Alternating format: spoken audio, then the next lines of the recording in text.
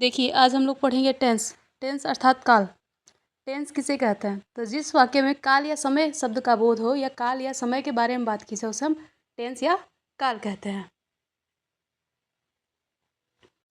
अब बात करते हैं हम कि टेंस अर्थात काल कितने प्रकार का होता है या टाइप्स ऑफ टेंस। तो टेंस जो होता है निम्नलिखित 3 प्रकार का होता है।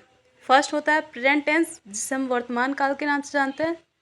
सेकेंड होता है पास्ट टेंस अर्थात भूतकाल, और थर्ड होता है फ्यूचर टेंस अर्थात भविष्यत काल। देखते हैं हम प्रेजेंट टेंस किसे कहते हैं। तो प्रेजेंट टेंस जो समय चल रहा है या जिन हिंदी वाक्यों के अंत में है, हु, हो या जिन अंग्रेजी वाक्यों में is, am, are helping verb के रूप में प्रयोग किया था उसे हम प्रेजेंट टेंस कहते हैं। अर्थात जिन हिंदी वाक्यों में है, हु, हो का प्रयोग होता है या जो समय चल रहा है उसके बारे में बात की जाए उसे हम प्रेजेंट टेंस या वर्तमान काल कहते हैं। अब बात करते हैं हम पास्ट टेंस अर्थात भूतकाल। भूतकाल किसे कहते हैं? अर्थात जो समय बीत चुका है या जिन हिंदी वाक्यों के अंत में था, थी, थे का प्रयोग होता है उसे हम पास्ट टेंस या भूतकाल कहते हैं। अब बात करें हम अंग्रेजी की, तो पास्ट टेंस में हेल्पिंग वर्ब के रूप में वाज या वेयर का प्रयोग किया जाता है। अब बात करते हैं हम टेंस के तीसरे प्रकार अर्थात फ्यूचर टेंस की। फ्यूचर टेंस किसे कहते हैं? तो जो समय आने वाला है या जिन हिंदी वाक्यों में गागी, गे का प्रयोग होता है उसे हम फ्यूचर टेंस कहते हैं। अब बात करें हम इसके इंग्लिश ट्रांसलेशन की, तो कहेंगे कि जिन अंग्रेजी वाक्यों में हेल्पिंग वर्ब के रूप में शैल बी या विल बी का प्रयोग होता है उसे हम फ्यूचर टेंस कहते हैं अर्थात भविष्यत काल कहते हैं।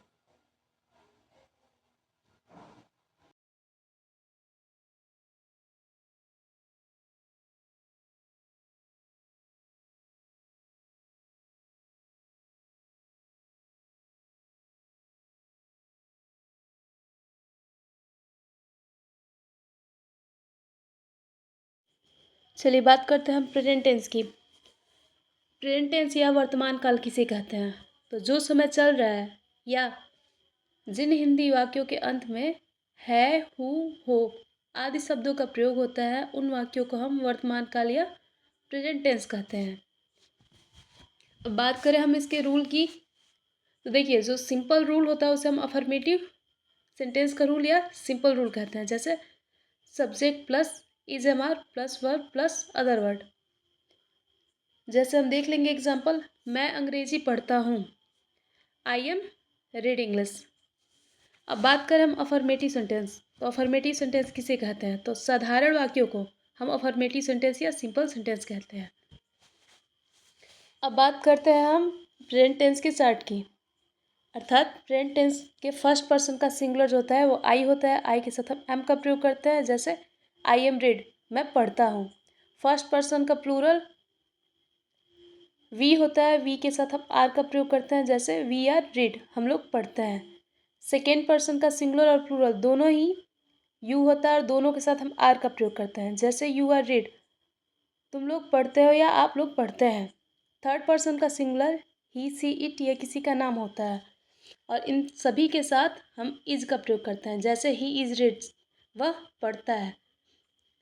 थर्ड पर्सन का प्लूरल दे या द बॉयज होता है, उसके साथ हम आर का प्रयोग करते हैं। जैसे दे आर रीड, वे लोग पढ़ते हैं। द बॉयज आर रीड, लड़के पढ़ते हैं। अब देख लेते हैं हम कुछ इंपॉर्टेंट मीनिंग। जैसे यूज मीन्स प्रयोग होता है ऑफ मीन्स का या कि, इज मीन्स है, एम मीन्स हूँ, आर मीन्स हो, आई मीन्स मैं, वी मीन्स हम या हम लोग, यू मीन्स तुम लोग, आप या आप लोग, ही मीन्स वह होता है लड़कों के लिए प्रयोग किया जाता है। सी मीन्स वह होता है लड़कियों के लिए प्रयोग किया जाता है।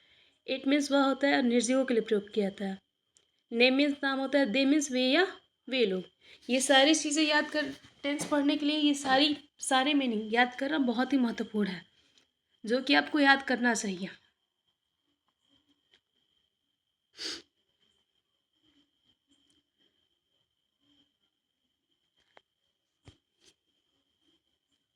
देखिए कोई भी टेंस, कुछ भी अगर बात की जाए इंग्लिश की, तो मीनिंग मोस्ट इंपॉर्टेंट होता है किसी भी चीज़ के लिए।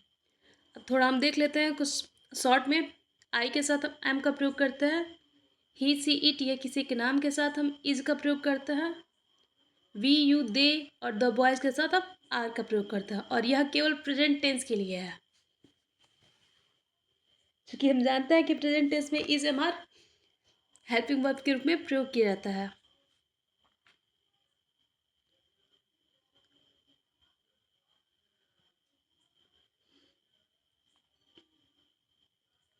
अब देखिए हम कुछ महत्वपूर्ण एग्जाम्पल्स देख लेते हैं, जैसे आई एम रीड इंग्लिश, मैं अंग्रेजी पढ़ता हूँ। यू आर इट मैंगो, तुम लोग आम खाते हो। दे आर रीड बुक, वे लोग किताब पढ़ते हैं। We are write a letter, हम लोग एक पत्र लिखते हैं। Ram is play football, Ram football खेलता है।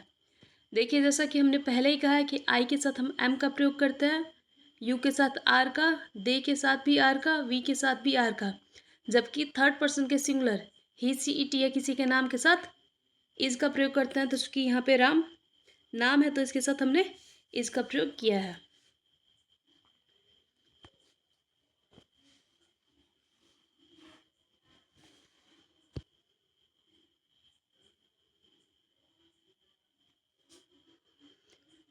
चलिए हम आगे बढ़ते हैं प्रेजेंट टेंस में निगेटिव सेंटेंस की। तो निगेटिव सेंटेंस या नकारात्मक वाक्य किसे कहते हैं? तो जिन हिंदी वाक्यों में नहीं शब्द का प्रयोग होता है उसे हम नकारात्मक वाक्य कहते हैं। हम रूल देख लेंगे प्रेजेंट टेंस के निगेटिव सेंटेंस की। Subject plus is am are plus not plus verb plus other word. Example देख लेते हैं हम। Ram is not play football, तो यहाँ पे सब्जेक्ट जो है वो राम है, हेल्पिंग वर्ब इज है, और चूंकि हमने रूल में अभी देखा कि इज एम आर के बाद हम नॉट का प्रयोग करते हैं, नॉट प्ले यहाँ पे वर्ब है और फुटबॉल यहाँ पे अदर वर्ड है। अब बात करते हैं हम second example. You are not eat mango, तुम लोग आम नहीं खाते हो। Third, they are not cook food, वे लोग खाना नहीं पकाते हैं।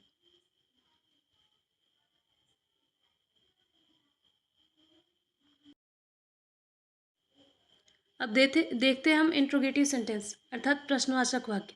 तो जिन हिंदी वाक्यों में प्रश्न पूछा जाए या क्या का प्रयोग होता है उसे हम प्रश्नवाचक वाक्य या इंट्रोगेटिव सेंटेंस कहते हैं। रूल देख लेंगे। देखिए जिस भी सेंटेंस में हेल्पिंग वर्ब जो भी होता है उसे हम बाहर निकाल देते हैं। जैसे कि इस रूल में इज एम आर का प्रयोग हो रहा है तो हम इज एम आर को सबसे पहले लिख देंगे।